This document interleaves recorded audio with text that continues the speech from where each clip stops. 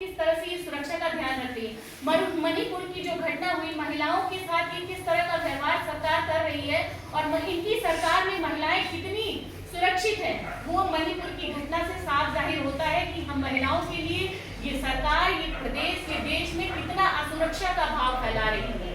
जहाँ तक कि स्वास्थ्य की बात है, स्वास्थ्य व्यवस्था एकदम खराब है। मुझे लगता है कि मानव जीवन के लिए स्वास्थ्य सुविधाओं का होना अति आवश्यक है।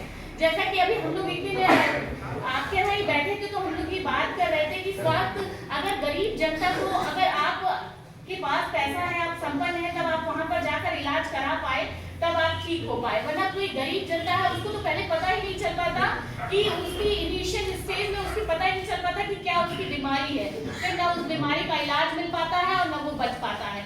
आज मैं अभी उस दिन दिशा की बैठक चल रही थी तो मैंने यहाँ के जिले के सीएमओ को मैंने बोला कि हमारे मेहनगर में जो रूरल एरिया है वो सिर्फ और सिर्फ एक प्राथमिक केंद्र, स्वास्थ्य केंद्र है हमारा मेहनगर का, उस पर ही डिपेंडेंट है।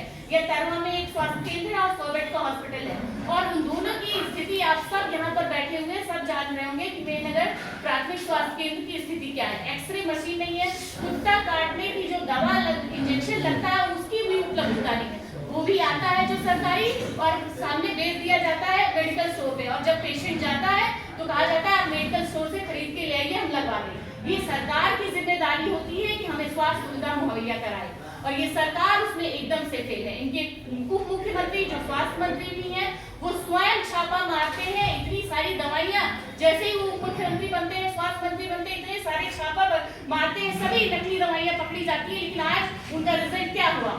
उन नकली दवाइयों को वापस से स्टिकर लगा के बेच दिया गया, सब मार्केट में है, और उनका कोई उस पर कार्रवाई नहीं हुई। उन दवाओं का क्या हुआ? न मीडिया में आया, न कहीं आया। वो दवाएं हमारे आपके बीच वापस से आ गई हैं, एक्सपायरी डेट की दवाएं, और वापस से उनका चस्पा करा के वापस से आ गई है। स्वास्थ्य सुविधाएं एकदम ठप है। तरवा हॉस्पिटल का, ये आप लोग तरवा से हैं, आप लोग जान रहे होंगे कि तरवा जो 100 बेड का हॉस्पिटल है उसकी स्थिति क्या है। डॉक्टर तक नहीं बैठता है।